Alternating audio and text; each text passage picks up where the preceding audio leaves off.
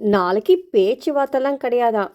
Direct attack. யார் மூலியமா பார்த்தீங்கன்னா, ரயானோட அம்பு முத்துக்குமரன் நெஞ்சில பாயாம இவங்க விடமாட்டாங்களாம். அந்த பையன் போட்ட எஃபர்ட்டு யார மாதிரியும் போட்டிருக்கவே முடியாது. கண்டிப்பா சொல்றேன், அவன் டாப் 1 இல்லன்னா டாப் 2 கண்டிப்பா வர வேண்டிய கட்டாயம் அவனுக்கு இருக்கோ இல்லையோ, ஆனா நமக்கு இருக்குன்னு சொல்லிட்டு ஒரு குரூப் சுத்திட்டு இருக்கு. இவங்க தான் அப்படின்னு பார்த்தீங்கன்னா, இந்த பக்கம் பவித்ராக்கும், சௌந்தர்யாக்கும் முத்து ஃபோபியா மாதிரி சுத்திட்டு தான் இருக்காங்க. ஸோ பவித்ரா சௌந்தர்யா கிட்ட சொல்றாங்க, "நீ ஏன் அடிக்கடி முத்து, முத்து, முத்துன்னு சொல்லிக்கிட்டே இருக்க? அவன விட அவன பத்தியே நீ பேசிக்கிட்டே இருக்க." அதுக்கு இவங்க என்ன சொல்றாங்க, "அவன் ஏதோ ஒண்ணு கழுவுறான். ஆனா அது எனக்கு ஒரு மாதிரி கரெக்ட்டா தோணுது. சம்டைம் இல்ல, இல்ல அவன் ஏதோ பண்ணிட்டு இருக்கான்னு தோணுது. அவன் என்ன விளக்கம் 1 மணி நேரம் சொன்னா கூட ஓகே, ஓகே சொல்லிட்டு வந்தாலுமே என்னால எதுலயுமே கன்வின்ஸ் ஆகவே முடியல." பவித்ரா சொல்றாங்க, "என்ன பண்றது? அவன மாதிரி நமக்கு பேச்சு திறமை கிடையாது. அவன் நல்லா பேசுறான். நமக்கு பேச்சும் கிடையாது, ஒண்ணுமே கிடையாது." சௌந்தர்யா சொல்றாங்க, "மக்களுக்கு எப்படிதான் அவன பிடிச்சிருக்கு? என்னமோ ஒரு கேம விளையாடிட்டு இருக்கான். மனுஷன்னா ஓகே, நான் அக்செப்ட் பண்ணிப்பேன். ஆனா கேம்ல வரும்போது அவன் கண்டிப்பா அறம் சார்ந்து எந்த கேமே விளையாடல. நீ கவலைப்படாத சௌந்தர்யா. நீ ஏதோ ஒண்ணு பண்றல்ல, அது மக்களுக்கு பிடிச்சு தான் இருக்கும். ஸோ அதுக்காகவே சில பேர் ஓட்டு போடுறவங்க இருப்பாங்க. எனக்குமே அப்படிதான். ஏதோ ஒண்ணு நம்ம பண்ணிட்டுருக்கோம். அது கண்டிப்பா அவங்களுக்கு பிடிக்கும்.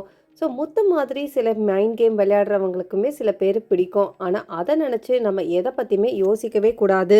உள்ள வந்தவங்க எது கேட்டாலும் முத்து, முத்து, முத்துன்னு தான் சொல்லிட்டு இருக்காங்க. முத்து அப்படி என்ன பண்ணிட்டான்? நம்ம என்ன பண்ணல? நம்மளும் தானே பண்ணிட்டுருக்கோம். சரி, எனக்கு என்ன பண்றாங்க, என் ஃப்ரெண்ட்ஸு 2, 3 பேரு எனக்காக சப்போர்ட் பண்ணி வெளியில விளம்பரம் பண்ணிட்டு இருக்காங்க. அத தவிர அவங்க என்ன பண்ணிட்டு இருக்காங்க? சரி, அதுவுமே இவங்க பிஆர் ஒர்க்குன்னு சொன்னா, ஓகே. நீங்க சொல்லிக்கோங்க. அதையுமே நான் ஒத்துக்க தானே ஒத்துக்கிறேன். அவனோட விஷயத்த ஏதாவது தெளிவுபடுத்தணும்னு வச்சுக்கோயேன், நம்மகிட்ட கூப்பிட்டு நம்மளே கன்வின்ஸ் பண்ற மாரி பண்றான். அதுக்கப்புறம் ஏன்டா இது நீ பண்ணது தப்பு தானேன்னு சொன்னா, இல்ல இல்லன்னு சொல்லிட்டு ரொம்ப நேரம் பேசுறான். அதே வீக்கெண்ட் எபிசோடு வரும்போது பாரு, அந்த தப்ப ஒத்துக்கிறான். அந்த தப்ப நீ அங்க ஒத்துக்கிறதுக்கு, நாங்க இவ்ளோ நேரம் பேசுறோமே, எங்ககிட்ட ஒத்துக்க வேண்டியது தானே? நீ வேற எந்த காலத்துக்குமே அவன் ஒத்துக்கவே மாட்டான். அவன் சொல்றான், வெளியிலலாம் இவ்ளோ அளவுக்கு பேச மாட்டானா. அப்போ நம்ம வெளியில நெறைய பேசுவோமோ? இப்படியே பேசிட்டுருங்க. இங்க பார்த்தீங்கன்னா, இந்த கும்பலு பிளான் மாரி பிளானு விடிய விடிய பிளான் போட்டுட்டு இருக்காங்க. அதுவுமே வீட்டுக்குள்ள ஒரு டவுட். என்ன இவங்க விடிய விடிய பிளான் போட்டுட்டு இருக்காங்க? சரி, ஆக மொத்தம் இவங்கள பொறுத்தவரைக்கும் ஒவ்வொருத்தரோட டார்கெட்டு. ஸோ அது இன்னொரு கொஸ்டினும் கேட்குறாங்க. ஏன் முத்துக்குமரன நீங்க வந்து டார்கெட் பண்ணக்கூடாதுன்னு கேட்குறாங்க.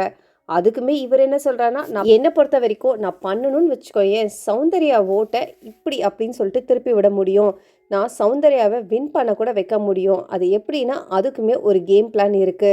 நான் ரயான ஃபர்ஸ்ட்டு என்ன பண்ணலான்னு நெனச்சேன்னா, 5த்லேருந்து அவுட் பண்ணலான்னு நெனச்சேன். ஆனா, அவன் பயங்கரமான ஒரு அனலைசிஸ், ஒரு ஸ்மார்ட்டான பிளேயர்.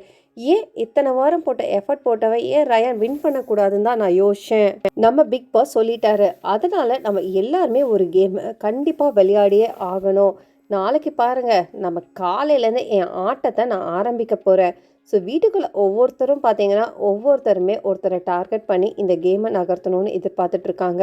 ஸோ தீபக்கும், முத்துக்குமாரும் ஒண்ணா இருந்தாலுமே நம்பர் 1ல, ஆனா அந்த பொசிஷனுமே மாறும்னு சொல்லிட்டு இருக்காங்க. பெட்டி எடுத்துட்டு ஒருத்தன் போயிடுவான். சரி, டாப் 2ல ஒருத்தங்க இருப்பாங்க. 2 பேர் இருப்பாங்கன்னு வச்சுக்கோயேன். மீதி இருக்க 3, 4, 5 பிளேஸ தான் நம்ம அடிக்கணும். ரயான் ஃபைனலிஸ்ட்னு தெரிஞ்சு போச்சு. அவனை எப்படியாவது டாப் 2, டாப் 1 கொண்டுட்டு வந்தே ஆகணும். இனிமேல் முத்துக்கு நம்ம பின்வாக்குலலாம் அடிக்கக்கூடாது. நாளைக்கு டைரக்டா முத்துவ நம்ம அட்டாக் பண்ணியே ஆகணும். ஸோ முத்து அட்டாக் பண்ணுறதில பார்த்துட்டு மீதி இருக்கவங்கள கதி கலங்கியே ஆகணும்னு சொல்லிட்டு இவ்வளோ மும்முரமா இறங்கியிருக்காங்க. ஸோ அவர் என்ன பண்ண போறாரு? அறம் சார்ந்த விளையாட்டுன்னு சொல்லிட்டு விளையாடினாலுமே இவங்க பண்ற தாக்குதலை அவர் பிடிப்பாரா இல்லையான்றது நாளைக்கு போக போக தெரியும். மஞ்சரி ஒரு விளையாட்டு விளையாடினாங்களாம். அந்த விளையாட்டு பொறுத்த வரைக்கும் கரெக்டாக விளையாடினாங்க. ஆனால் இதில் சௌந்தர்யா என்ன பண்ணாங்கன்னு தெரியல. ஜாக்லின் பொறுத்த வரைக்கும் செம்ம ஸ்மார்ட்டான பிளேயர். ஸோ 3 பிளேஸ்ல இருக்கிறது லீஸ்ட்ல பார்த்தீங்கன்னா பவித்ரா, அருண், விஷால். ஸோ இவங்க 3 பேர் வெளியில போயிட்டாங்கன்னா எப்படியாவது இப்போ இருக்கிற 2 பேர் உள்ள போகலான்னு சொல்லிட்டு இவங்க பேசிட்டு இருக்காங்க.